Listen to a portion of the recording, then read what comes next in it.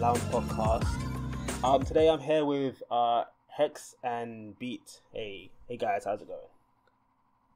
Hi. Hey, Hello there.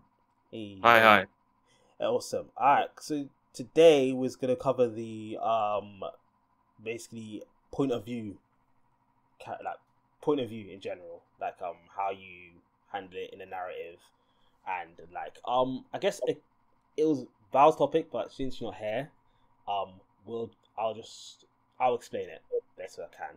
So point of view in story is when you write a story dependent, like you write a story in a certain point of view. So for example, first person will be where you write a story as if you are the character. Like I did this, I did that, I went here, I went there. Second point of view, which is interesting. Let's see it as much, but it's like using certain like using games quite a bit, but it's more where instead of saying I, it's you. Like you did this, you did that. So it's how do I explain that? So yeah, you did this, you did that. It's more like It's more like the reader is the narrator, or you're seeing it from your own as the reader point of view. Yeah, Okay. yeah, like you see, yeah, so that's it. Yeah, and then yeah, third person is where you kind of the point of view, what you see in the character from the outside. You either maybe you could probably get some of their inner monologue, but for the most part, you are observing the character as they go about their day, either in a game, like it's usually over the shoulder or whatever you want to call it. And in writing, that comes down to like, John did this, John went here, John did that, John went there, sort of thing. Yeah, I think, and then after that, there's like a third omniscient, where it's kind of like omniscient is where the narrator can see or follow all things anytime it kind of wants. So it's almost like I guess like you could say God's eye, just kind of it can follow any character and switch perspectives anytime they want. There's no real limitation of who they can follow, whose mind or inner thoughts they can enter. Pretty handy for ensemble cast, though it has its downsides. I think every single one of these have their trade-offs, as you know, as they do. And I think one of the last ones is third person. Oh, I've got a name of them. Pretty bad name, but it's one where it's kind of like it's like you're a fly on the wall. You're a camera, and you see the character, you see what they do, their actions, but you never have access to their thoughts. You never have you don't get any of the inner monologue, and it's like it's just like you're literally like a camera who's observing these characters as they go about their lives. So yeah, that was narrations in general. I think overall it was just a conversation about which ones, like when to use each of them best. Let me get my phone up. I should have this right here because I don't want to take this. I mean, you could. I could also share it on. I mean, I'm already looking at the website. Yeah, I've got the website. It's just because I have it record. I didn't want to move the screen to check. Well, I have it just simply recording anything on my monitor, so it's also recording the. Yeah, I don't know. Basically, at least from my side, they can see the pictures and what each one is. Oh, okay.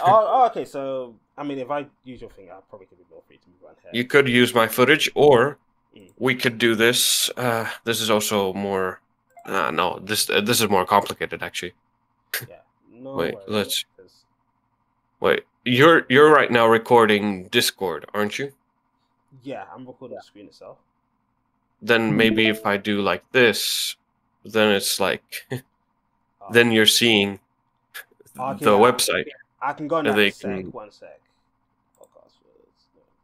And I think Water is trying to write something, probably. Oh yeah, I kind of peek. Okay, I peek that. Feel a bit tired. Thanks for letting me know. No. Okay, sure. I don't think Valfreya is gonna join either. Alright, no worries. Okay, I guess it'll be us three. Yeah, I think the overall question because I'm just trying to remember if there was a question to it, but I don't think there was. I think it's just what POV do you like mainly use and why? I guess we're just basically just talking about them in general, advantages, disadvantages. If there was anything more that if I wanted to kind of discuss about it, I'm not privy to it right now. So I guess strengths and limitations. Yeah, essentially. So I guess to start with Hex. I guess what POV do you use and like what do you find is disadvantage in general? Yeah, narration is always a fun topic to talk about, especially POVs. For the longest time, I've actually always wrote first person perspective, and I often preferred writing in first person because the thing is with me is often I guess I know this is probably a red flag for an author, but oftentimes I like to self-insert as the character. I like to be in their shoes. So whenever it's so much more easier for me to write in first person. Early on when I was writing, it was easier for me to write in first person because it was like I was in this character's shoes pretending to be them and seeing and reacting the way I feel like they would or stuff like that, or if I was in their shoes kind of thing. So it was a bit of mixture of self-insert, but also just trying to immerse myself into the character. Yeah. And the best, I'd say, like the biggest perk about being in first person, and this honestly relies on how interesting the character is itself. But if you can write the character like very interesting, then hearing their inner thoughts for the reader is very intriguing and very fun. I guess very immersive. Yeah. I think the best example of this is actually Subaru in the light novel of ReZero. I haven't read the light novel myself, but I have a friend who reads the light novel, and the thing is, he often gives me like excerpts of some segments that he thought was like, oh my god, this scene was so good, or oh my god, this made me so relatable to, or he made it so relatable to me, right? And a lot of these scenes are like Subaru, his narration and how he sees some characters, how he reacts to certain scenes, what he's feeling, and it's so well done. Like I think like anyone who has actually read the light novels, there's a reason why Subaru is their favorite character, especially compared to anime onlys, right? When they don't really hear much of Subaru, like what he's thinking. But when you're in the light novel, you hear a lot of what he's thinking, and it's so much more intriguing. Like it makes him so much more of an intriguing character, and for a lot of people, they find him super relatable, and that's something that can be missed out if you do in third person, simply put. Yeah, definitely. Yeah, and even just touch on adaptation of the show compared to the books is there's that trade off again. I think with all these things there's a trade off, and there's that trade off of you're trading off the inner monologue and these seeing these situations that Subaru's going through from his point of view, but I turn it into another medium like anime where you can't go as deep into the inner monologues and the thoughts of a character unless you unless it can get a bit janky if you try too hard to be too faithful to that in another medium. So yeah, I can definitely see your point. I feel in general, even in story, in writing itself, like first person definitely has the advantage of getting like deep into the characters like psyche and really kind of like really sitting there with their thoughts and really kind of like be able to best relate to them.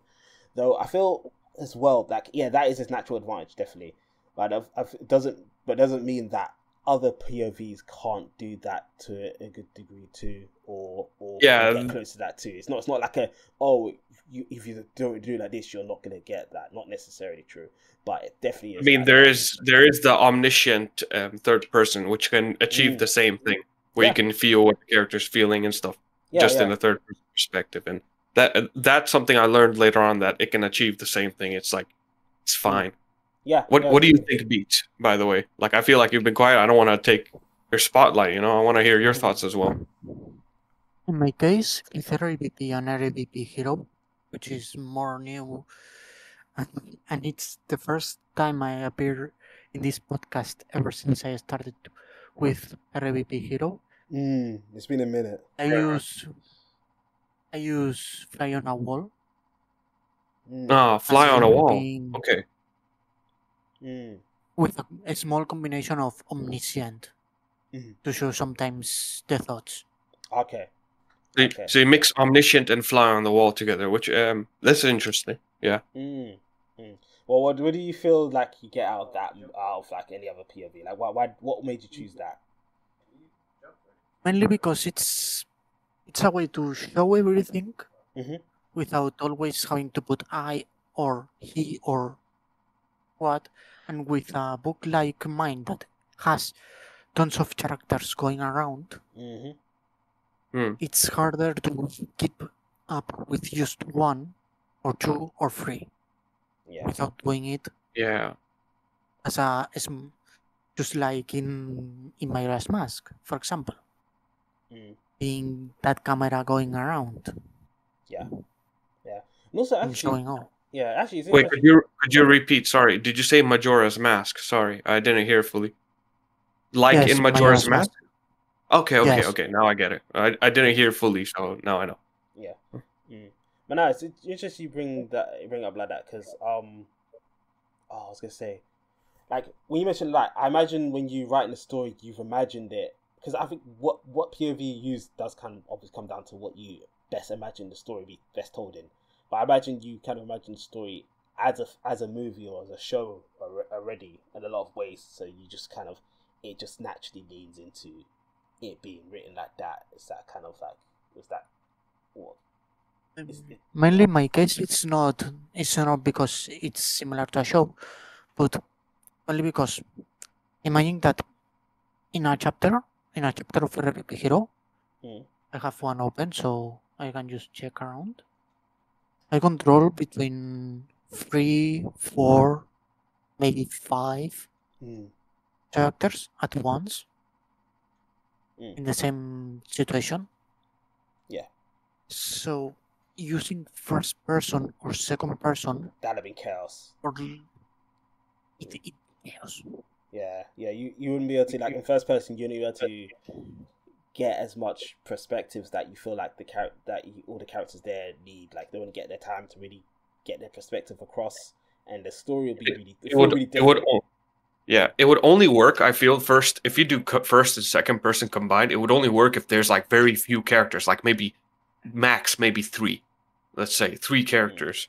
Then it would work, but otherwise, more than that, it's screw. I think it's more. I think with regards to that, like I definitely see your point. But I think it's more about the importance of the character's POV, and then just again like what that will mean for the story. Like you can have a lot of characters in a first person story where they're what they do is really important as well. You can have the exact same scene and it could work, but it'll just come down to what do you take away from that when you only have this one person's POV. You only have this one person's perspective about the thing. So, I guess for example, say someone got murdered and they're trying to figure out who the murderer is. With the fly on the wall one, you could probably get more information to the reader. The reader will probably have more information than any of the characters there because they can technically see all the characters. Well, whatever character the writer wants them to see, but they'll get more information, and that will change their perspective on what they glean from the situation. Where if you had the exact same situation with only one person's point of view, you only have that one person's point of view to go on, plus their biases and stuff like that. So there is definitely I think it's just it comes down to more of the takeaway, like what ultimately will the reader get from this scene. What will they be able to see, and what won't they be able to see because of the POV? So you definitely can have a lot of important characters in the first person POV, but it'll just be the story will just be different. And usually when you're trying to do an epic, you kind of most times you do want to have shown like a few more point of views. So usually first person gets put over, like third person will be more suited if you're doing an epic or you have a bunch of characters. Sometimes and I am trying to work a bit around it. You can use unreliable. I think that from 4 to 6, it's more for huge groups of main characters going around. Yeah. But the first, the second, and the limited third, I'd say between 2, 3 at most, and you need to be really good at it to do 3, because otherwise it's mess. Yeah. So you said you do 3 so you can you're not limited basically because you can do unreliable as well because you're doing third unlimited. It kind of gives you almost free reign to do what you want basically. So basically it's basically like you're doing third unlimited, but then you can choose to be the fly on the wall. So it's basically omniscient, but then you could choose to go in and out. So yeah, Yes. you have that freedom. Sometimes you can do some tweaking. The 6 types are mix and match. You can combine. Pretty much because the omniscient basically means I can go anywhere I want, which definitely has advantages. I guess for me, mine's kind of interesting story. I've done some first person point of view stories before. I actually don't mind them. I see the disadvantage in a bunch of them. But with my main story, when I first did it, I had it in but this is before I even knew what POVs were. Because I was so new to this whole thing. I was like, okay, I just need to write my story, and this is like it just felt natural to write like this. And it was in third omniscient, so I can go in and out of anyone's point of view, and I made use of it. It worked, but not till like I think some way in, and I started to understand like what each POV does, and kind of trying to work out what I want for my story. I actually gone back and writing in third limited, and that's kind of one of the bigger reasons why I've gone back to write like the first book and everything, beyond just like editing it and getting ready for like basically getting ready to hopefully get out there. So I've had a bit of experience in doing like both, and I think the reason why I changed from omniscient to limited was because I wanted to get a bit more personal to the characters, whilst also like I felt like it's the happy medium of both sides, if that makes sense. Like I can change character, just not all the time. But then also I can be close to a character, but I don't have to be the character, So it felt for what I wanted, what I felt was what I wanted for my story, that it was the happy medium. It's actually, but interesting thing is because I wrote a few of these books, but in omniscient, and when I'm rewriting it for limited, it does get quite interesting because then I had to start changing scenes a bit, or actually get really selective on whose point of view do I follow in this certain particular scene, because there'll be two really important characters, and sometimes like okay, do I follow this character because his scene was there and his point of view was really important, but was this character point of view the more important compared to that one? So I had a bunch of that, and even some parts I had like rearrange a little bit because the POV change. So it is quite interesting just how, again, like that POV change can shift how you follow characters and what is perceived from them, and then again like to execute it correctly, what you would have to like change just to kind of get the same feeling in the end. I have a question. I have a question of like since we discussed about like mixing before we discussed about the mixing of like first and second. There was an attempt in my side when I was writing my story of mixing first person and limited third person. And how it worked is that in my story, at the very least, during the prologue, it takes place like after the entire story is done, and then the main character is doing like an interview of sorts with this other person, and that was the prologue of like this person meeting this main character and asking like, "Hey, can I do like an interview with you?" And then the main character's like, "Okay, sure." And then like from there, when the first chapter is then from his perspective, as in he does the whole eyes, me, we, all that. But then later on, I also I didn't want to just limit to just what the main character sees. I also wanted to include something that's happening with the side characters. So then I thought for the side characters, I would have it speak in third person as this is the main character narrating.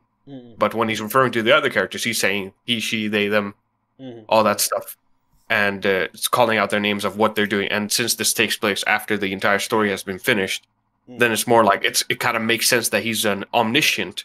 sort of reader or omniscient sort of narrator because he knows what has happened by now. But that was like an attempt I did. But at the same time, I liked it, and I think I executed it interestingly. It was interesting, but at the same time, I felt like I wanted to commit to maybe one narrative, I guess, one narrative point of view. Especially with the whole interview thing, it maybe kind of ruins a bit of the suspense of will he survive, or will he survive, will he not survive kind of thing. You know?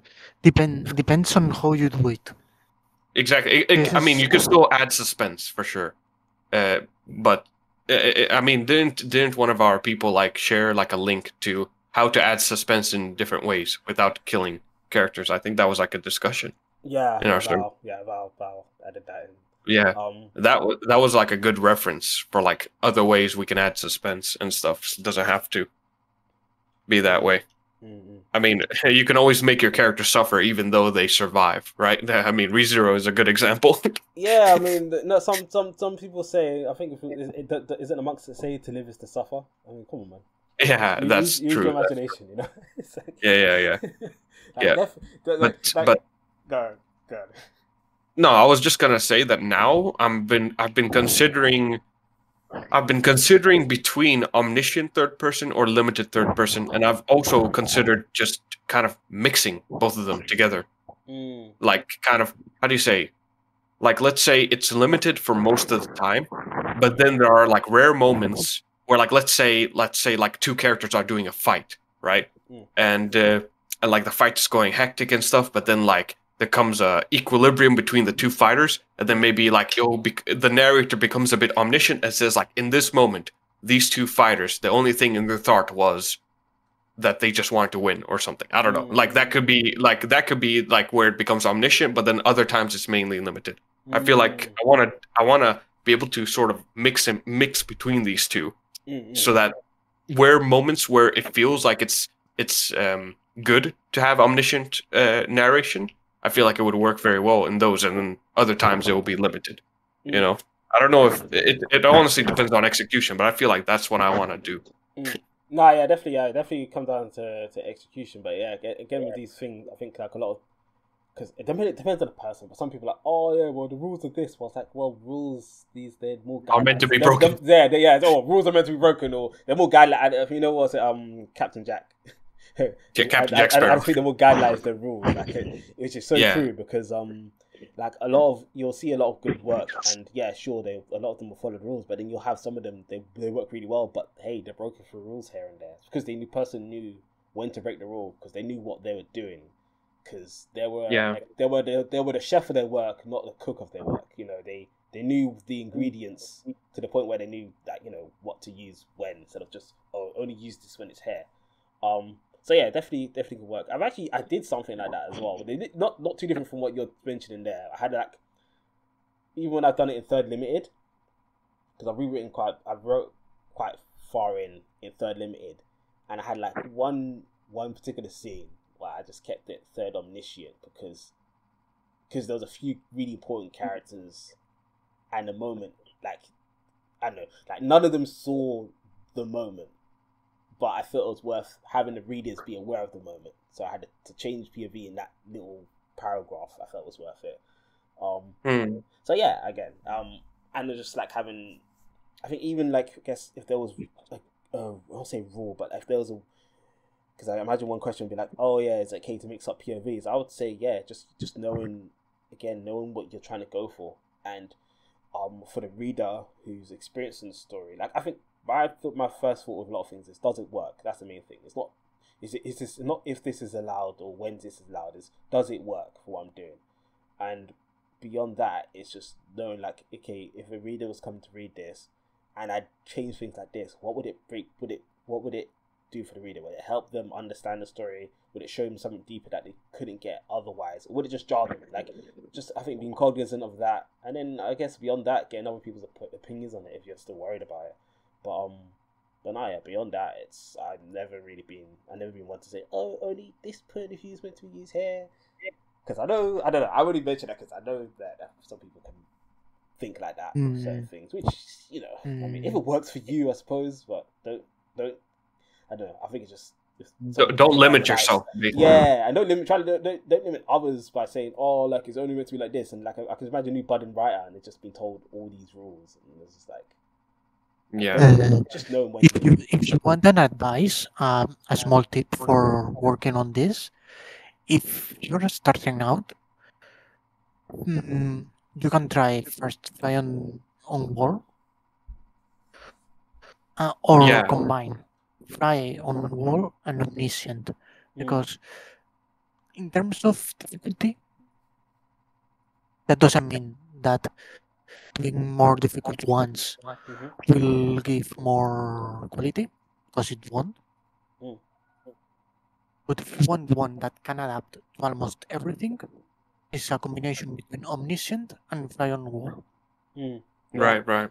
Yeah, because For again, sure. you're not limited. So there's not really you're not really limited to rules. It's more like I just want to be here and I want to follow this character. So yeah, definitely like I said, when I started writing this story, I just naturally fell into it before I even knew what POVs were.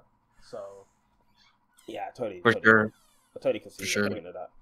Yeah. Omniscient might be the easiest because like you can say as much as you want, or you can keep information away as much as you want. Like you can just adjust how much you want to write. Essentially, is like you said, it's up to you how much you want to write on everything that's going on. Yeah, I guess another thing you mentioned about POVs in general is like no one of them no one of them is superior to the other one. I think all of them is a trade-off. There is something that one thing can do which the other one cannot do, and that therefore makes it therefore it's not just a hierarchy of, oh, this one's the best one. So it's just, again, knowing what you want to do, knowing I guess the difficulty. I don't know if it's a difficulty. It's not really necessarily difficult, but I think I've been mentioned that because Challenge. It's a challenge, of course. I think I only mentioned that because the omniscient. I can see that being like the most friendliest to kind of like get to grips with, because essentially it's just kind of like right from any point of view. But like each of them had their advantages, disadvantages. Like again, like first person is one of the best at actually getting into like the inner monologue of the character and really getting to hear their thoughts and their biases, because I think that's another thing it's really good at doing, is getting the biases of the character. Like, because you can explain a scene in third person, but because it's the narrator explaining the scene, the narrator is not it's not the character. So how they explain the scene will be different to how the character will explain the scene, because they've got their own biases, and that biases will color what they say, and therefore if the reader's getting that, it's a different vibe in it compared to just going like third person narrative. So, but yeah, first person's really good at getting deep into like the psyche of the character, and then second person is really good at self inserts.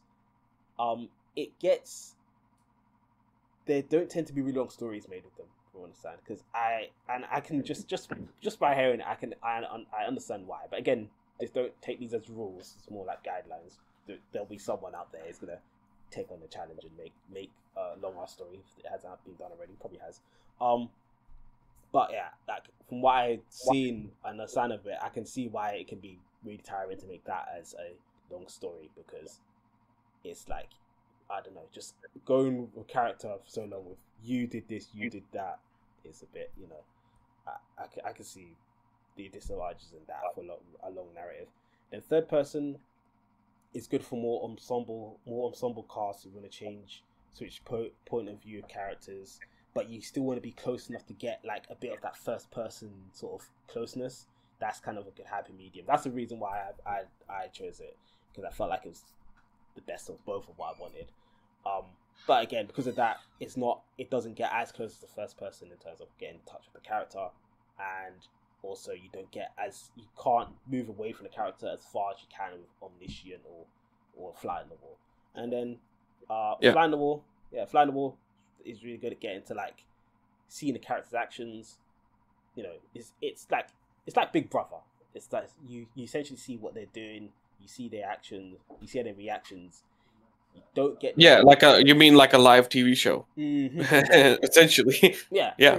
pretty much that. Yeah, but you don't get their inner monologue, and you don't you don't see what's turning in their head. So yeah, of course. So again, you're more. It's objective. Yeah. So, it's an objective point of view. That's what it is. It's yeah, I don't. That's it. Yeah, that's a good way. That's best way for it. Yeah, it's very, very objective. I think there's something that we could also discuss regarding narrative. Okay, so we've talked about the point of views, right? Like different ways of narrating. But also let's think about, in the context of what kind of story you're writing, what kind of point of view would work for that story. Of course, any point of view can work in any story, probably. But I'd say there are probably those that are maybe more unique or better than others. I mean, you could probably write a murder mystery, right? Easily. You could easily just write a murder mystery from the perspective of, let's say, the cops. Yeah. But then there are some unique murder mysteries, right, where it's from the perspective of an unreliable narrator who may or may not be the killer, or maybe there is a full-on like murder story regarding from the perspective of the killer themselves, and all of these can each vary in like how unique they are. Like just a simple crime and mystery can change, can go from a basic story to a much more unique story just because it's from a perspective of a certain character who you don't often see. Yeah, exactly. Yeah, exactly. Because the point of view does really affect how that story is told. For mystery, if you want good mystery, you can go from first to second, or you can work a bit between a combination of first and unreliable. Exactly. Unreliable is often the best for mysteries because those are fun, actually. Unreliable is good for like twists. That's for sure. And I mean, like it can even around. In fact, there's a combination that I love for mystery, since I worked on one of those.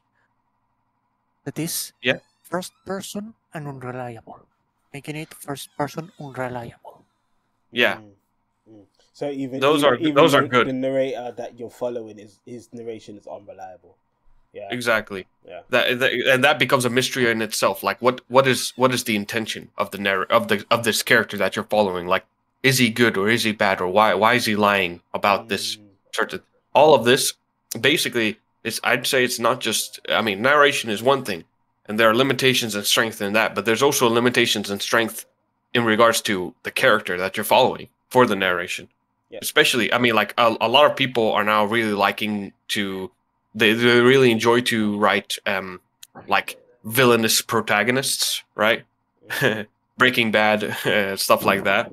And I think that's like a new trend nowadays of like writing villainous protagonists, or at least protagonists that are very anti-hero. And there's at least, and there's interesting ways. I mean, if you write, let's say if you write a very anti-hero or villainous protagonist from a fly on the wall perspective, just objective, you're gonna be, I'd say, most of the time, most people will be super intrigued because they're seeing this character do these morally questionable actions, yet we're still following them, and we don't entirely hate this character, but we're just like, we're always wondering like what is going on in their head, and those stories are always really good, I guess, right? So it's like. Looking to the one that uses exactly the villain with a combination of omniscient and fly on wall. Could you repeat, like, what was it that actually uses that combination? Which show or which story? In RLBP Hero and RLBP, I use both. But in RLBP, since it's villainous main character, that suits it best. So in your story, did you say basically? That's what you said. In your story, okay. Because I didn't hear like what the name of the story was called. I think I heard Heredity. I don't know. They said RLBP. Heredity. It's R-A-P-E. It's reincarnated as a bitter prince. You shorten it as RLBP. Okay. It's something that came out from one of the readers, and I said, Well, I'll stick it. Yeah. Yeah. Oh, that's cool. Yeah, Yeah. because again, it goes back to the point of because in the terms of like characters who you want to keep there, you want to keep the inner monologue mystery. You don't want them to get too close to that. Yeah, I can definitely see that Right. combination. This also then reminds me again of I think I did mention how like I had this main character who would do third person for like other characters, but it also included whenever I was narrating the villains, and it would be very interesting when moving into their perspectives. It was way more. I would try to make it way more like ominous, like or how do you say? Oh yeah, more fly on the wall than just limited third. Let's say.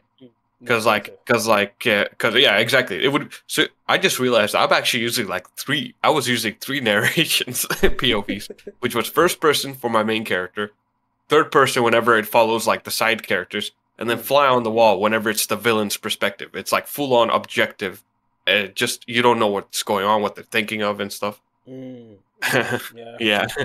It's definitely interesting. I was gonna say also because I think with third limited because with these things as well, for each of these POVs, maybe some more than others, you can mess around with how close and how far you are from the character. So exactly with because that makes it third limited. Even on the third omniscient. To be fair, omniscient we kind of understand it kind of wants to do anything, almost do most anything. Yeah. But third limited because I feel like the main character. If I had to say, I'll say the main character is Andrew, but the protagonist is Natalie, which means you mainly, for the most part, you're following the story through Andrew's point of view, but you get Natalie a fair few chapters, but even in some of them chapters, what she's really thinking, I try to keep it at a distance to a certain degree, and then sometimes I go straight into her feelings and everything, but for the most part, I like to kind of keep her a bit more distant because she's got a lot going on in her mind, and I feel like it'd be a bit more interesting to have her see that in her actions and what she does and how she reacts rather than just like give it to you straight. But whereas Andrew, I could be a bit more straight with. So yeah, I think even in the POVs you use, you can always get dialed in closer to the character or dial away from the character when needed. Obviously the time, place, and when you do it is important to get the right effect. But again, yeah, just another thing. It's not, you're not just because you chose a POV, you're not locked into, I guess, whatever distance you feel you started at. If that makes sense. Yeah. Okay. I'm kind of worried now because I feel like I may not have recorded your guys' voices in the live stream. I'll have to check. Wait. If not, because mine's recording and my mic should be on and everything. I might need to check just fast. But you guys can continue talking if you want. No worries. Yeah, so I think just knowing what POV you're using is definitely important. I messed up, guys. I'm sorry. Sorry. Nah, it's all good. Well, looks like we'll need to use your recordings. Cool. No worries. My bad. No pressure. No pressure. Well, it's all good. But yeah. My bad. Technical issues happen. Sorry, say it again. What? Technical issues happen. Yeah, technical issues common. It's my bad for sure. Yeah, don't worry about it. Okay, yeah. I think is there any, because I think top of my head that's everyone got. Is you got any closing thoughts on POV? I just say mine. You know that I usually say important things and later stay silent, listening to you. Cool. Yeah, I don't know. My closing thoughts on it again. Yeah, it's good to know. I think it is quite important to know what POV you want to use when you start a story. But it doesn't mean that just because you know, especially when you start in a story, it doesn't mean just because you chose one POV you can't change it back. Like, I think writing is rewriting, and that also could include the point of view you're using. So if you feel that you need to change it, then honestly I wouldn't worry about that. But yeah, beyond that, yeah, POVs. That's my thought. Got any closing for Hex before we move on? No, I think this is it's fair enough. I mean, yeah, we discussed most of it. I mean, we could always return to this topic with Val if she wants to talk further about it. Yeah, for sure. Yeah, I would definitely like to do that. I mean, there's room for more discussion, but at the moment, I mean, I don't know. We're stretching the limit of what we could talk about on this topic, at least. No worries. Okay, cool. We'll move on. So next one is one you wanted to talk about, Hex, right? It was right. And I have prepared a bit for this. Like during the discussion, I prepared a bit. So let's see. I'm gonna call this example. La la la. Look, I'll just call it. I'm gonna share a picture. Okay. This is a work in progress. A work in progress. Let's say a concept. So I'm not sure, but we'll run with it. Let's see if I'm gonna try and find a way to like full screen it or change my window to this. Okay, yeah, that was it. Yeah. Let's see. Change my window. Yeah, you know what? Microsoft Paint. Why not? There you go. Now you see my paint. This is what I made. I don't know. I just did this. Masterpiece. Yeah, my masterpiece. Do a smiley face right here. No, but I mean, this is work in progress. I have no idea how to even describe this, or how to, or if there's an existing concept of this. Oh, missed. Okay, the core. Yeah, I mean that's just for me when I do this podcast thing. I like to half the time see like don't necessarily need to come up with all the answers. Sometimes trying to work it out work out is part of the fun of it. At least for me, that's how I see it. But yeah, like getting to the core of the characters. I guess I guess do you want to start with what made you think about this? I think that might be the place to start, and then we can move on from there. I think I'll try and explain as much as I can.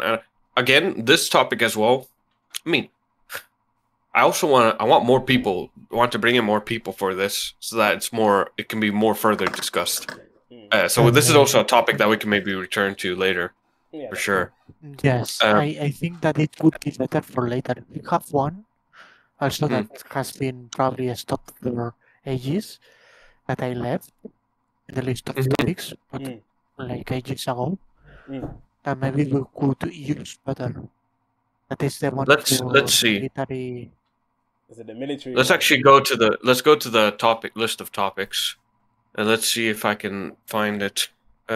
You said military. I think it's the military. It's how military is done right. I guess I think because you didn't be there you go. While, I think what was your thoughts on that beat? Because when we came across it, I couldn't beyond thinking about like how to do. I guess beyond talking about war and step by steps of that, I couldn't think of more or less on methods how to do it well, with examples and more or less ideas about it. So like kind of like read Art of War and stuff like that. Assess that kind of like read your thoughts on it. Yeah, something. I think we left it for ages because I said whenever I am around, because I want then you want to do it. Okay. That's when you want to do it. Yeah. Yeah. Yeah. Sure. Then we could talk about that for sure. We could save this for later. Sure. Yeah. We can. And I'll tick mark this strength and limitations, but I don't know how I want to also again something that we can return to. Yeah, for sure. Cool. Okay.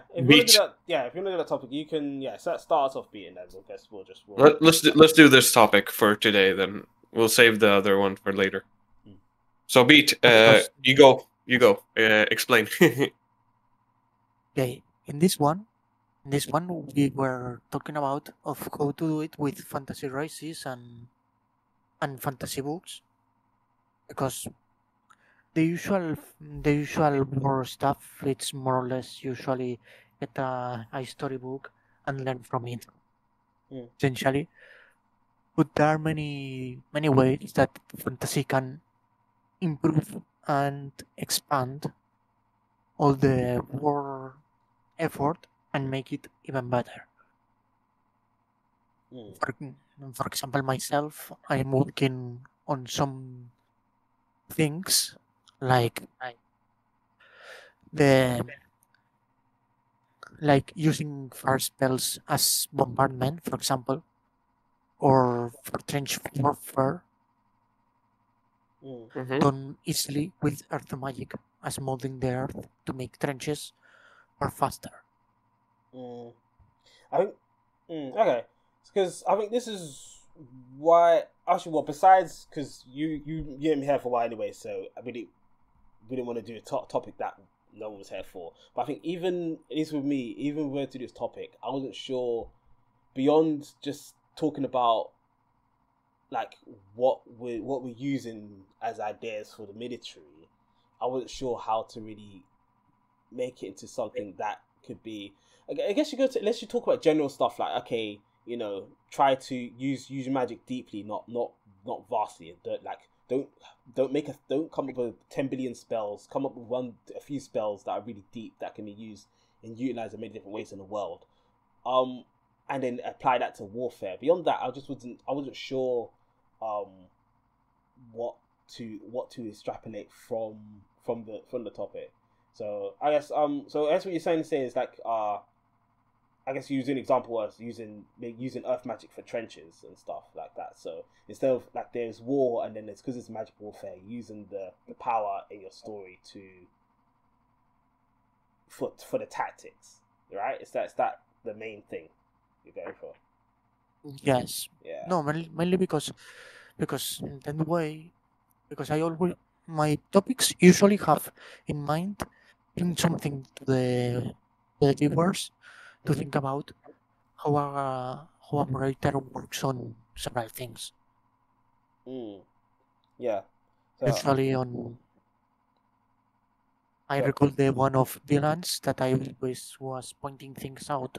Yeah, we did cross a lot of that. Yeah, we did talk a lot about villains. Actually, there is still more we could talk about villains. So if we can link it to that, that'd be fine more.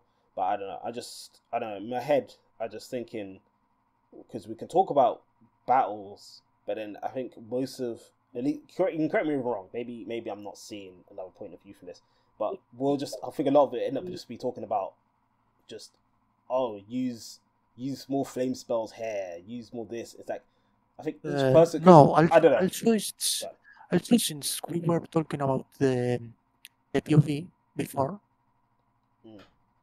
So say that again. I think that since we were talking about point of view, I thought also that you can always mix that. That's fine. If it feels it helps with the military topic, it's just beyond that. I mean, I think the most I can really say about military because it gets it like beyond the general stuff of okay, you use in a fantasy world. Well, they're gonna have to use their fantasy powers in the military. It just that kind of it goes without saying, but that's just a natural next step. If you have powers, and they're quite important in the world. They're going to be used in warfare, and I guess maybe a little more nuanced things. Typically, technological advancements tend to happen really quickly in warfare because why wouldn't it? If they can find something that can destroy the other enemy really really quickly, they're going to develop it. They're going to put their focus on developing it faster than in peace times. It kind of makes sense. Beyond the nuanced stuff like that, and I guess like thinking about the art of war and just the tactics, the mind games between two different people. I guess getting to the brass tacks of it of this power spell does this. It can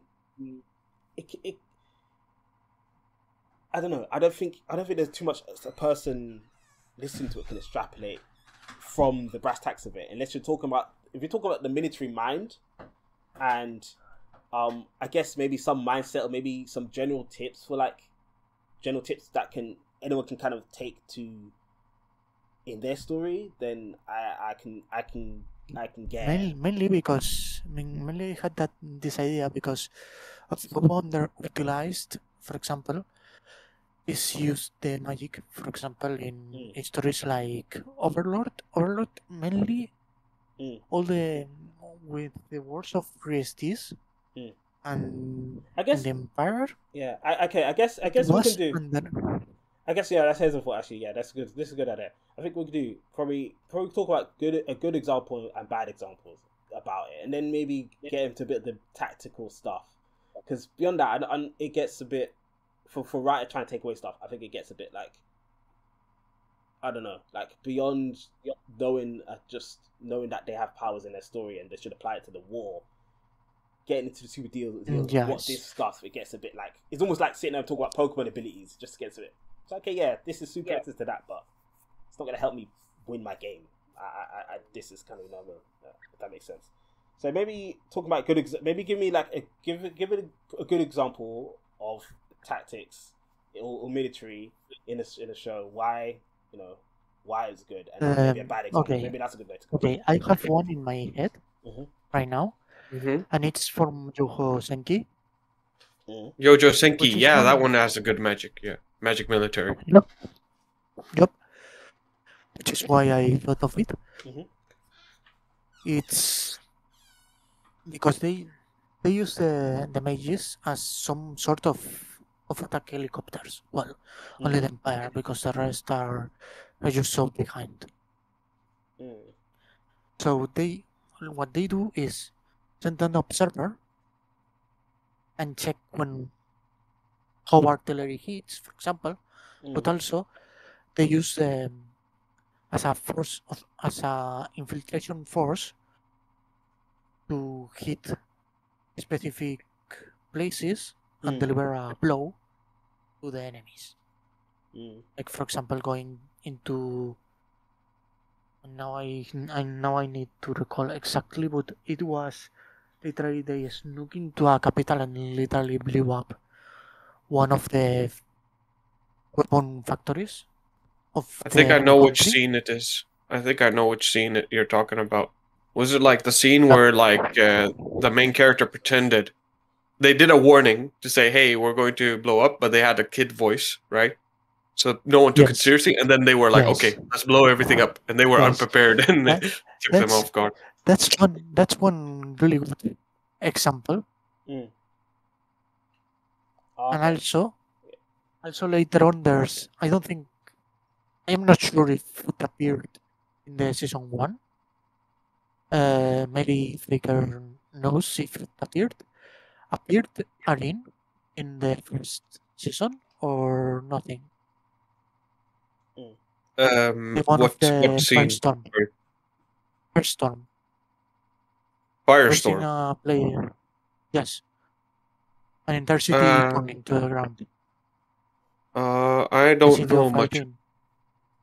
I'm not sure about Because that. I think it didn't appear. Later on, one of the enemies of the Empire decided to start copying Tanya. They get her power. Okay, now I know. Yeah, they get her powers as well. Yeah. No. It's not the powers. The powers is another thing. Mainly it was Francois Republic getting so wrecked that literally their ace thought, hey, their own strategies work against Tanya and the Empire as a whole. Mm-hmm. And they started recreating it, attack logistic outposts, avoiding casualties, and then they did a bit of a revolution in the city of Irene. So I don't know. And then what happened there was Tanya literally using the idea of the international law. Well, she did it before, but it isn't considered until now because it was a called the devil's plan out of how crazy it was. But what she did was essentially do a confirmation that there's only militia inside the city of Irene, of arena. So I don't know. Then literally, I don't know because and then just literally, a firestorm. Literally, razed the city to the ground with explosive magic and did a firestorm in that city. Okay. So I don't know what Sweet. makes this a good example of it. Is it because of, I guess, I wasn't fully following everything, but Yeah, like exactly. something, It was a bit. yeah. I mean, yeah, but exactly. Like, in what way was this like good military? I guess compared to other shows that probably mishandle it. Essentially, the magicians are used with more head instead of just having them alone standing upside in a big tower and saying, "Oh, I cast a spell," and then drop it. No, the mages here go around, strike specific positions, while the normal people do distractions and do other things to cover the mages. Yes, I think everyone had their roles and uses. I mean, yeah. Again. I think I get that. I think what it is. I mean, this is why another reason why I find it to be difficult to kind of talk about, because you have to get into such the minutiae of it that it gets hard to get like what the person could take away from it for themselves. If that makes sense. Like, I guess I'll try to give an example of maybe one which I think is really good and why, and hopefully just like something to, I don't know, XT to take away. Like, for example, I think from the Wheel of Time, I think it's really good how it handles militaries. Not just military. It's really good at handling like how over time information gets spread and what becomes like what was a big deal becomes more commonplace simply because of the information that's spread.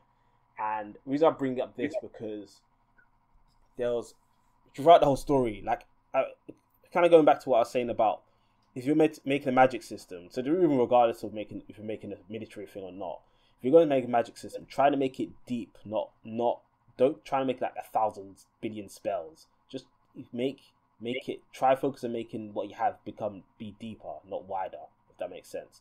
So have abilities and stuff in your story where it can have multiple purposes and can be used for multiple things, or can even leave the reader the imagination running on what other things it can do simply because of its utilization of somewhere else.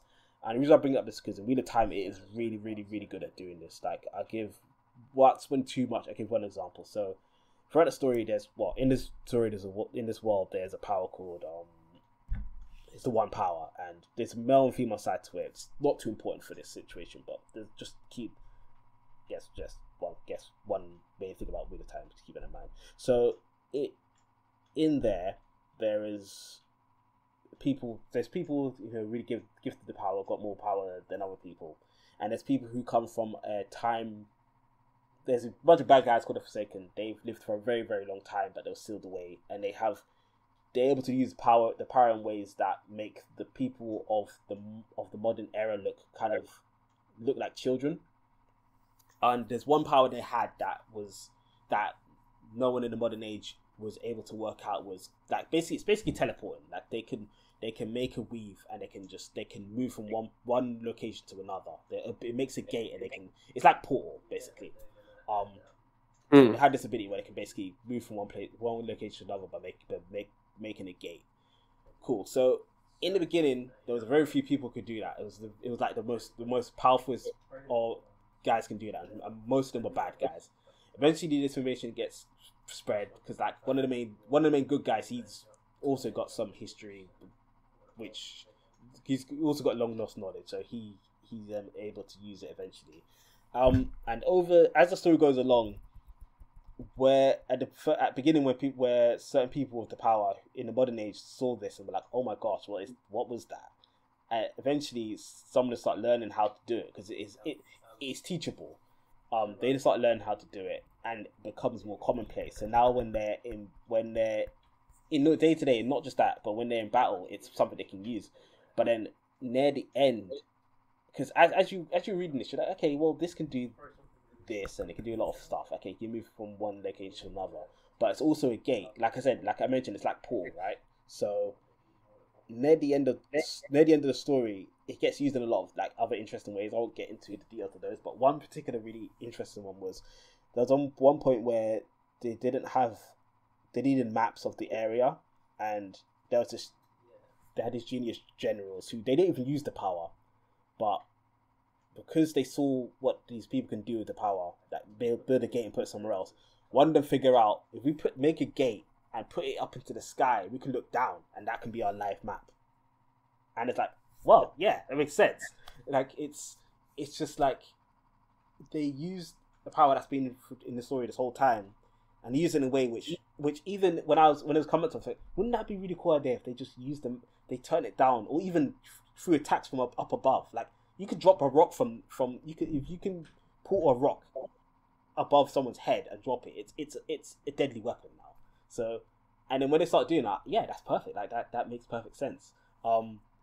So, and that happened during like a lot of the advancements and a lot of the coolest things I've seen they did with that one power happened during the battle, during like the final big battle in the story, which is quite in line with like how things happen in real life. I feel like a lot of technological advances has happened in warfare. Like I believe we got the internet during warfare, and between World War 1 and 2, the planes became a thing. So yeah, like it just makes sense that when people push to the brink, or their life's on the line, they'll get the tools they have, and they'll really double down and find something really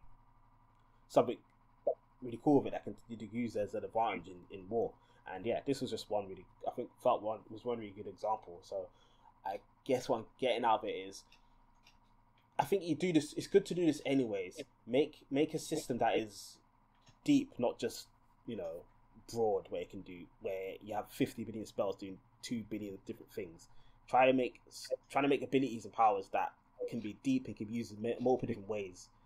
So then, when you do go, for example, for a battle or some high stakes war or something, you can actually use that to your advantage, because you can have something that's been shown from the beginning for such a long time, and then it can be because of the circumstances they're in, and so many people putting their heads together to actually find ways to win. You can start using that power in creative ways. And yeah, I think that's, if there was one thing I think would make war stand out from any other situation, it's just that pushing people to advance, to figure out unique strategies. That's it. Yeah. And I think having, if to link it to fantasy, having a power system that actually can complement that is really good. So yeah. To be honest, for me, it's hard for me to put much input into this, because in general, from my perspective, I do think it's definitely hard to do like fantasy military without trying to reference our own military. Or maybe, I mean, it could be a good thing to use our how modern military strategies in our world, how we can to learn it so that we can use it as a reference to what would it be like if we had magic, kind of thing, right? Yeah, definitely. But I'd say like in terms of fantasy military, for sure. I mean, it's from a story sense and stuff, and maybe from a spectacle sense, it may be cool to have like large scale battles. But I do think if you wanna add a bit of believability or realism, it's if you want to add a believability or realism, it would always be best to think about ways that the military would try to be efficient, right? Because that's basically how our military is nowadays. It's all about efficiency. Like, why go to the enemy? Why fight this other army with swords and knives, with horses, when we could just shoot them from afar? Or why even shoot them from afar? We could just send out artillery shells. Yeah, and let's actually, I'm about to say that can only go so far, but I guess culture can make a group stubborn about what's practical for a while. But exactly. I can easily imagine that mages would work as like artillery, just like in Tanya, I guess. I think that's what Beat was maybe referencing, how like in Tanya, the mages would definitely be in the backside, just casting giant fireball spells and stuff. They would never be in the front lines. That makes perfect sense. That makes they'll be used like trebuchets to destroy like big swaths of people. Which makes perfect sense. I think what I was just thinking about with it was because we get into the weeds and the weed of these things when we're talking about it in general. It can get a bit like, I don't know.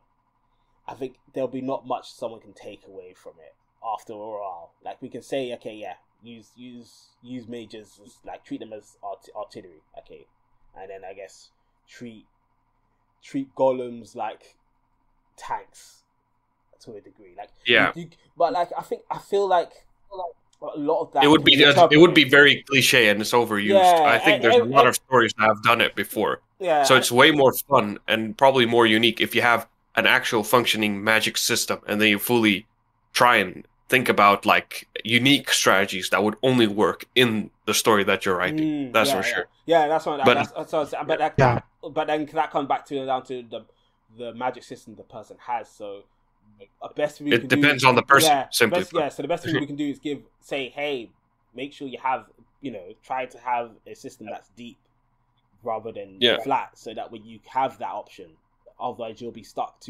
relegated to just having something that's pretty rudimentary, which depends on the story. Maybe that's not the worst thing. Maybe, I don't know. Again, this maybe that's not the focus of your story in the first place. So if that's the case, then you don't really need to focus that much on how the military functions. But if you really care about and this reference to my core, right? If the core of your story is maybe, or the appeal of your story is maybe like the cool fantasy military tactics that people would use, then maybe you gotta think more carefully about your systems. That's for sure. I think it's definitely general rule of thumb anyways, but I mean, I won't say double, so pretty much. Like, I would I'll still get that same advice to someone who just talked about, hey, what should I do with magic system? So I'll try to make each power you have in your thing have multiple utilities if possible. Don't just make they have tree magic. Okay, what would that do? What's the implication of that? Would that change farming? Would farmers want more people with earth powers?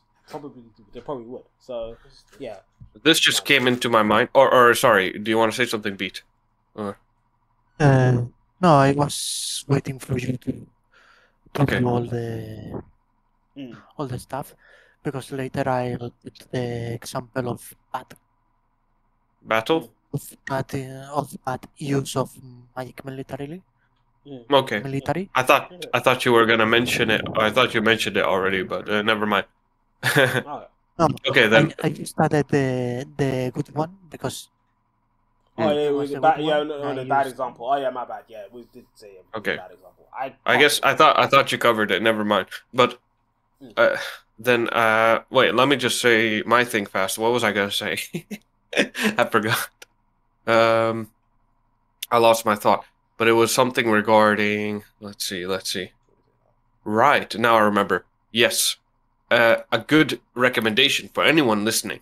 I think. Okay, this is more. Okay, I say it's a recommendation, but this is more like on paper and based on some experience and also just observation. But I think usually it's good to put limitation on whatever type of system you're making. Like have limits, because that way it's way more creative. What was it? Let's use your example, right? What was it? Of the trees. Oh, okay. Oh, yeah. Or which one was? What was the other thing? Making gates. Yeah, use either one. I forgot about that, but use either one. Up to you. I don't know. Let's just say about the trees and the plants, right? It would be. I mean, trees and plants. That's like very broad. It can be any type of tree. You could just grow a poisonous tree. You can make grow a tree that grows explosive fruits or something. I don't know. I'm just going off the rails of examples. But if you put in a limit, like you can only grow this one specific plant, So this is the spell. It can only grow one specific plant. All right, or if we were to think from military point of view, let's just say there's a specific spell that allows people to be slightly faster. They can run slightly faster, but and that's the only thing. Like it's the limit. The limit is that it can do this one thing. Let's just say. Then it's way more easier because if you just keep it broad, then like anything can happen. When we keep it within the limits, it allows you to be more creative. Okay, people can run fast, but that's it, and they can only run at a certain percent. But maybe you can add, I don't know, maybe you could do like rules of this thing can stack. That's how they can then go faster. Instead of just this spell can make people go faster, and you could choose the percentage. It's more like, I don't know, just limitations, but also connectivity and synergies. That way you can make it more fun, I guess, more unique. Having limitation and trade-offs for those things. For everything, which again. Oh yeah. Let's go. Sorry, I'm gonna continue a bit, but because it's happening as in my head as I'm thinking about it. But yeah, let's say this running strategy. But yeah, let's say that it can only make you run 5% faster, right? But people found a way that you can stack this, so you can make it so that if 3 mages cast a spell on you at the same time, then you'll, instead of just 5% faster, you're 15% faster, right? But then there are drawbacks of like if there are 3 mages that are casting all at the same time, maybe it's way more dangerous and more, how do you say, more it's the energy that it takes is much more combustible, or like it's more risky. Maybe the energy that takes for three mages to cast it upon you, it can cause more risks like to your body. So then there has to be a 4th mage that has to maybe create a stability spell on you and stuff like that. I don't know. These type of synergies and these limits, and you kind of think of it that way. I don't know. I mean, this may be more complicated than I probably described. I just maybe made it more complicated, but I was limits. It's an example, but yeah, it's one of the things where if you get into the details of it, you will get into the weeds of it, and we can get it. It reaches a point where it's like, well, I mean, you definitely reach a good example, but it's just like at some point it's like, well, at the end of the day, they have to work out what they're going to do in their own system. Maybe they want exactly. It's their own system. They have to figure it out themselves. I think the outside of it, you're giving them thoughts. I guess that's the main thing. But, I don't know. I'm just thinking on the spot, so obviously my example won't be that good. No. It's don't worry. Okay. But okay. Then, Beat, what would you say would be like a bad example of a military tactic then? A bad example, for example, is in Overlord. Usually I say that Overlord is really good, but this one is terrible. It's because there was this incident between Restice and Empire, and we're always fighting yearly, conscripting people to fight, but always had their own specific specialists, always staying behind, their mages staying behind, and just throwing lots of conscripts to fight. Mainly, the Empire literally just did it because they always made Prestige waste more than they should. So sooner or later they could win without wasting as much as they should have if they wanted to win in the first round. Literally no mages, no one that used magic appeared in those fights. It was just as a typical medieval military fight. Send a spearmen, then send knights, some archers, say thanks. Okay, so it's a bad example because they didn't use magic. Basically, it's that kind of the. They weren't using any type of magic, and in fact, the countries were known to have big spells, very big ones. For example, in the Theocracy, they had items that literally summoned archangels. Mm. Literally, one of them could just grab the entire army and say, "Okay, goodbye, you're dead." Yeah, I don't know, because Yeah. I never watched it. I'm just thinking like beyond, I don't know, beyond maybe the writer just wanted to do the scene like that. It just made me think, like, was there a character reason? Because beyond that, I'm not sure what to say to it. It's just like I don't know. No, I think I guess. neither have one. Mm, It's I've been thinking about it for months, and I never found a solution to it. As of why he didn't have done that one. Because later, no, before, they did it better.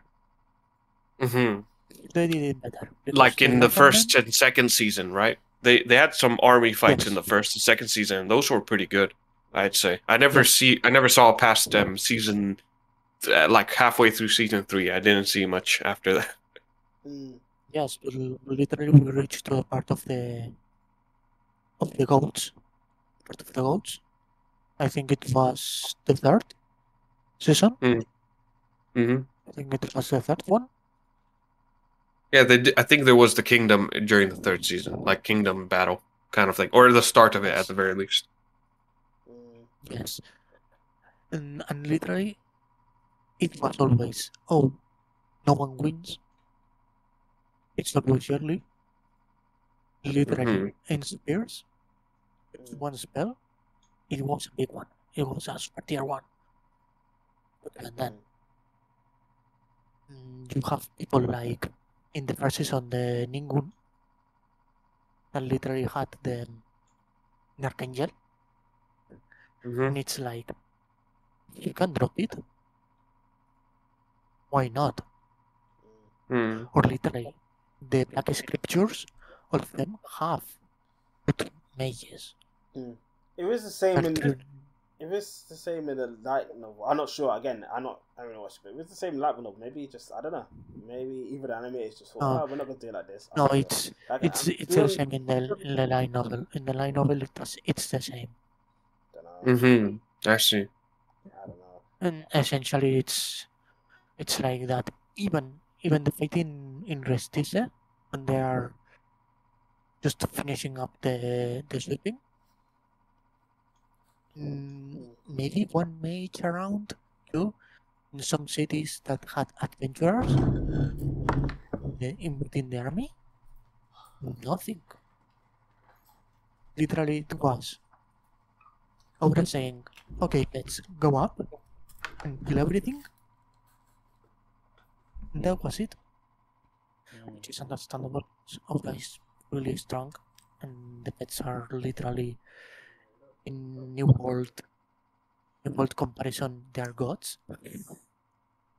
Even the pets. I know. I'm just thinking that. So it was. So I guess the main I'm just thinking what's the main takeaway, because it's like you don't know. The main takeaway is that there are mages, and there's cases of mages being prepared for war. But they don't utilize the mages. So basically, use the mages. I don't know. Like they don't even utilize the mages nor the skills. Yeah. So, but I guess what you really mean to say is that it's like the Chekhov's gun, right? Like you have the gun and you don't use it, kind of thing, right? It would be the same. Yeah. Let's say if it was only mages, but there were also warriors, right? Let's say if it was the other way around, like in this war they were just using mages but no spears, and then it would be like, why not use the spear people as well? So it's more about like you have all these people, utilize all of it instead of just sticking to one thing. Yeah, I guess that's the main gist of it, right? Because in second season, Faker knows it. With the Lizardmen, they are fewer. Give more fight because they use the stuff. They have which healing. They have the people using the skills properly. So I think that against Restice, if the Lizardmen but against Restise, Alexander would win. Yeah. So even if the Restise has 10 times the amount of soldiers, they utilize it so badly, so inherently badly, that I was like, how is the Empire not taking care of it? How? That someone explains me the logistics of that. Yeah, so I guess it just kind of comes down to, again, it just they didn't use what's there available to them. Because the reason I'm asking, because again, we're trying to whatever we mentioned, trying to bring it back to what what a writer would try to take away from it. Because like saying, okay, use your stuff, it's okay, use your stuff, but I'm not sure like beyond that. Like maybe we could talk more about. We can probably rant about it more afterwards. Also, there's the funniest thing ever. Yeah. There's the funniest thing ever. Because there's one village that had connection with the main character of Overlord. The main character gave that individual because of that village 2 items, and they used it so much better that literally when Restis tried to subjugate the village, they got wrecked. Yeah, okay. Wrecked to the point where I want to say, please, wouldn't you use one mage? One. I am not asking 10. Okay, scripture for 90% mages. I think I understand it. I just, again, because I think by this point, I think the conversation is more just, it's kind of like, if only didn't do this, but I don't know. I think that's cool and all, but because we're trying to bring it back to what can be useful for a writer trying to get some like advice in it. I'm going to move it on to the next part, to one more part. So I guess again, I'm trying to think a bad example that could be someone could take note of. I'm not sure if any of you seen Game of Thrones, but the last season. And I think last season had no strategies. Yeah, and I think. Yeah, but I don't really want to rant about it because God knows I could rant about it all day. But I bring this up to bring up what was missing in that. So, what is I think you do it with a good battle, anyways. Is where you bring up the situation. You bring up the obstacle, you bring up how the characters overcome it. You should do the same thing in battles as well. You need to show the scenario, like for example, I can't remember exact example in Lord of the Rings, but give an example of, okay, an army's come, okay, cool, we know that already. They're attacking, okay, gathered, we can see that. Okay, so what is the situation? What would account as losing? What does the hero need to do to prevent themselves from losing, and how will they win? You need to make that goal clear, and you could do it. You can do it, and because it's a big battle, you can do it at multiple levels in multiple places, and that's how you can make it feel big scale. Which is basically a lot of fights with the win and lose conditions presented, and then done on a big scale. So I give an example. So say for example, an army's come and they're trying to scale the wall. Okay, so maybe the heroes on the wall. The objective is it's not to try to destroy the whole army. We all I think it doesn't really need to be said. I think that's kind of the goal. Defeat the army. We kind of know that. So you need to get more specific. Okay, the enemy. How to defeat the army? Yeah. But in this example, the enemy's coming trying to scale the wall with ladders. Okay, we need to stop them from scaling over the wall with ladders. How's the hero going to do that? Then through that focus of what they need to do to stop themselves from losing is what you need to focus on in that particular battle. So okay, they're trying to stop the hero, trying to stop the bad guys from scaling the wall. That'll be their objective, and how close they got to their objective is by showing how many enemies they've stopped from getting over. So that way, that way, even in this small part of the battle, it may not be the biggest part of the battle. Even that small way, there is that feeling of progression because the readers can say, "Oh, okay, this hero just knocked down like 200 ladders." So the places, they would have been way worse off if if they didn't do that. So there's progression there.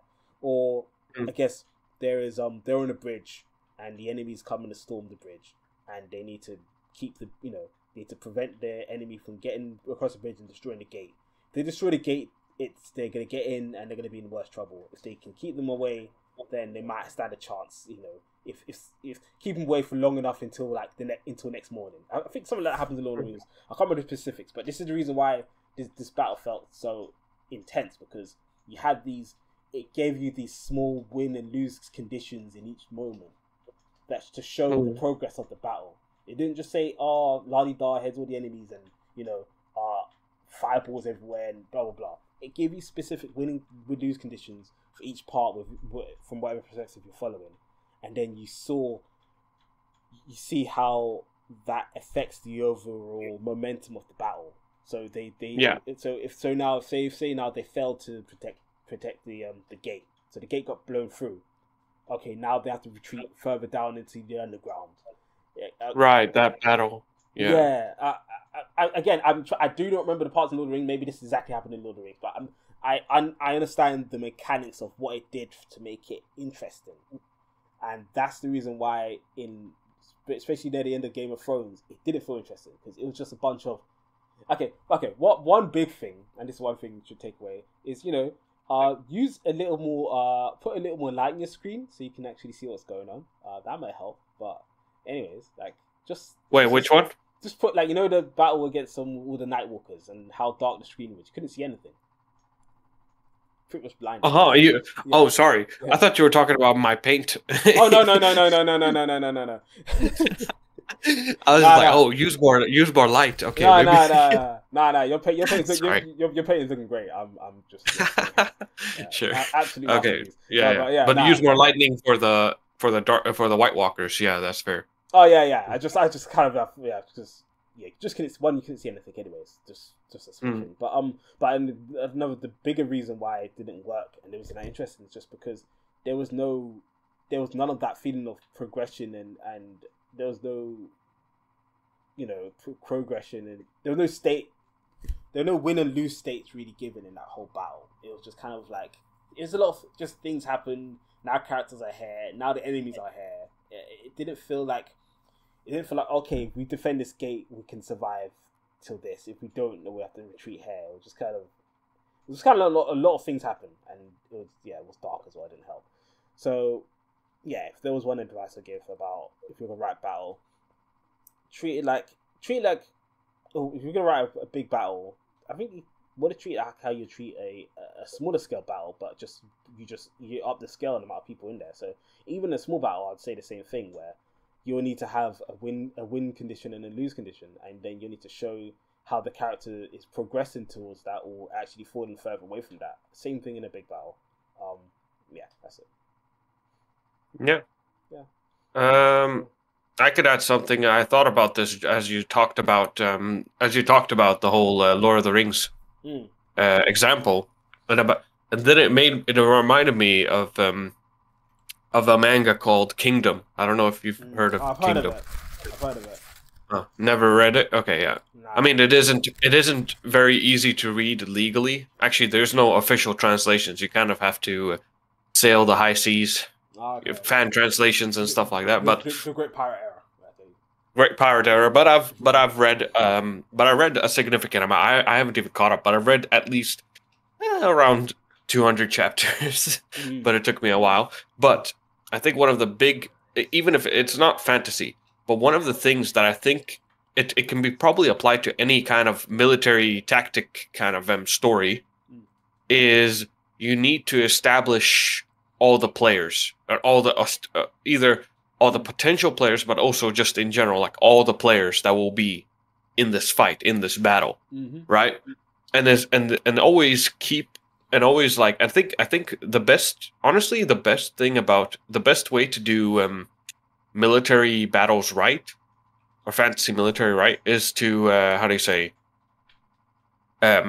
you need build up. I don't think you could just start a war, like especially if you want to do like a really good like if it's a war that's very important to the story, you can't just do it right. You need build up for this war, and you need to establish all the players, every aspect. I think even Lord of the Rings you can kind of take into account like, and then this goes well with what you mentioned before about like the small goals and the big goals and how the win and lose conditions, right? In this case, like it would be the gates; those would be the win and lose conditions and stuff like that. But then there's also players of like first we always thought it was just going to be the main. Yeah, exactly. We just thought it was going to be the humans, right? In the beginning, when before the war was about to start, it was the humans. Then the elves arrive, and now we have an extra bit of resources with the elves. They're helping out, protecting Gondor, and now these are our players as well. So now these are potential players. These are players that are in our fight. Then the orcs come in, and they're players as well. Even the enemy count as players in the game, in the whole war battle. And then it's always nice to have some wild cards in a fight, right? In a military. And that wild card was Gandalf. Gandalf arriving with his army.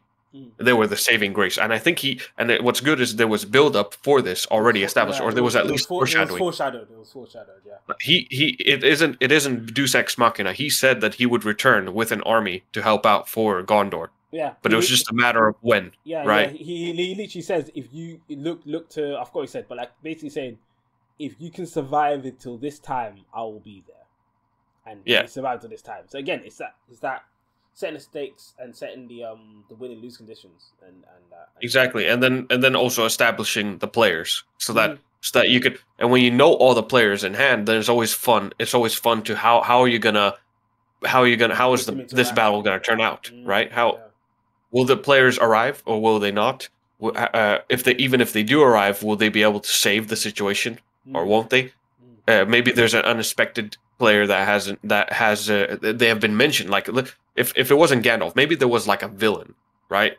Among the orcs' army, among Sauron's army, that was foreshadowed as well, but he was only mentioned half-heartedly. And we kind of forget about him as readers, maybe. But then he appears in this war, and that's again, I would say, from my perspective, he counts as a player in this war because he was mentioned, and it was like maybe subtle buildup, but it's a player that can be a wild card in this war that can change the tide of the war completely.